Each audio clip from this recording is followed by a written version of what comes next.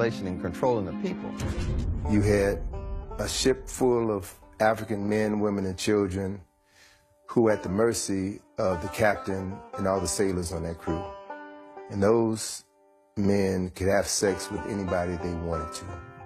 The women, the children, and the men. You had to see 3 months tied down with these white men. There ain't no women there for the most part. When they start bringing women, they weren't even bringing women. They were bringing girls between the ages of 6 and 15 and raping them all. But they also were raping the men. Same things are happening on the plantation to demasculinize the black man. Control the slave population is to rape a father in front of his sons, or to take the biggest, baddest black man on the plantation and do something horrible to him, to completely humiliate and emasculate him so that people won't respect him anymore. And that still happens to this day. In the Caribbean, they had seasoning plantations, which were plantations used to break the slaves. And one plantation, or one place that had a lot of seasoning plantations, was Jamaica. And people have to wonder, what were they doing on these seasoning plantations that was worse than what was happening on the regular plantations? Well, one thing that they were doing on these plantations, especially in Jamaica, they were doing a process called buck breaking, where the white supremacist slave owner or the white supremacist overseer would literally rape black men in front of the whole black population in order to break his spirit, in order to break him down as a man, in order to show dominance against him, in order to show the rest of the black population that this is not your leader. I just made your leader submit to me sexually. And this happened a lot in Jamaica. This is why homosexuality is so looked down upon in Jamaican culture today.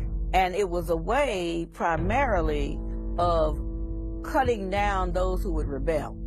In other words, it was a matter of power and control and domination. And they would call it buck busting, but it was really butt busting. Slavery continued until 1865 for about 2 generations, right? So how do you reconcile that? You can no longer bring in Africans, but you still have the business of slavery, so they still needed Africans to do the work down south, especially after the cotton gin was invented. So you had the creation of breeding farms. 2 of the largest slave breeding farms in the United States were on the eastern shore of Maryland and right outside of Richmond, Virginia. They literally bred black people like cattle. They would have a strong black man have sex with a healthy black woman. That woman could be his mother, his sister, his aunt, his cousin. It didn't matter, because the end product was produce a child that I can sell, bodies that I can sell and ship down to Mississippi, Alabama, Georgia, South Carolina, North Carolina. It was a business. We had breeding farms in the United States that would put one person from one plantation against another. We even had a system where if you were a breeder, male on one plantation, and a female on another plantation, or even on the same plantation, even if you were mother and son, they would mate you. And so I tell a lot of my patients and a lot of my friends, you got to stop using the MF word, because that was a description of what actually happened when the paper bag would go over the head to put one breeder against another when they were related.